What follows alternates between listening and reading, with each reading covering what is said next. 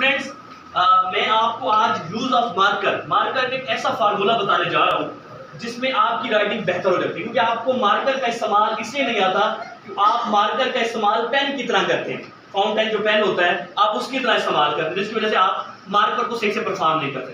तो चलिए मैं आपको एक बड़ा सा लिखकर समझाता हूँ कि मार्कर को कैसे इस्तेमाल किया जाता है। यहाँ पर मैं लिखने लगा हूँ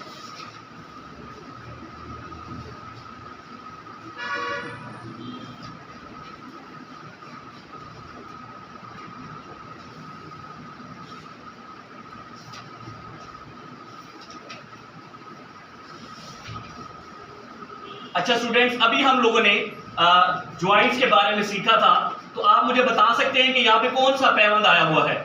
ये नजर आ रहा है पैबंद, कौन सा पैबंद है ये बता सकते हैं? वेरी गुड, पैबंद नंबर हमने इसको 2 कंट्रीब्यूट करते हैं क्योंकि ये मीम के साथ आया और ये हरूफ दर्जी की आधी शक्ल हमारी ये शेप भी एक्सप्लेन हो गई।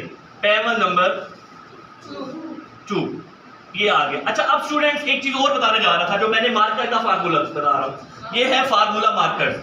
देखिए अगर आप देख सकते हैं हम क्या करते हैं, जब एक हर्फ का सिरा दूसरे हर्फ के सिरे से मिलाकर अल्फाज डिजाइन करते हैं, ऐसे करते हैं ना, आधी अशकालों को मिला मिलाकर हम अल्फाज बनाते होते हैं। तो यहाँ पर देखिएगा जब मैंने आइन लिखा, आइन ने जब ज्वाइनिंग दी जोए को तो नो के साथ ज्वाइनिंग दी, मार्कर के साथ, क्योंकि ये मार्कर फार्मूला बता। जब जोए ने मीम को ज्वाइनिंग दी तो मार्कर की नो के साथ ज्वाइनिंग दी, ठीक है। और जब मीम ने अपने पैबंद को ज्वाइनिंग दी या ते को ज्वाइनिंग दी तो मार्कर की नो के साथ, और खत्म जो है वो भी मार्कर नो पर आकर करता होता है। तो बेटा जब भी हम लोग कुछ भी अपने अल्फाज लिखेंगे तो एक तो हमने जब एक हर्फ लिखना है दूसरे हर्फ को मिलाने के लिए तो मार्कर की नो के साथ इस्तेमाल करना है, क्योंकि मार्कर के 2 रास्ते मैंने आपको बताए हुए। और जब हम लोग अल्फाज बनाएंगे तो दूसरे हर्फ को हर्फ के साथ जोड़ेंगे तो नो का इस्तेमाल करेंगे। तो ये फार्मूला अगर आप इसमें बार बार प्रैक्टिस करते हैं, मैं इंशाल्लाह आपको बेसिक वर्ड्स ऐसे दूंगा जिसका बार बार प्रैक्टिस करेंगे तो आपका यूज ऑफ मार्कर बेटर हो जाएगा। समझ आ गई बेटा? ठीक है।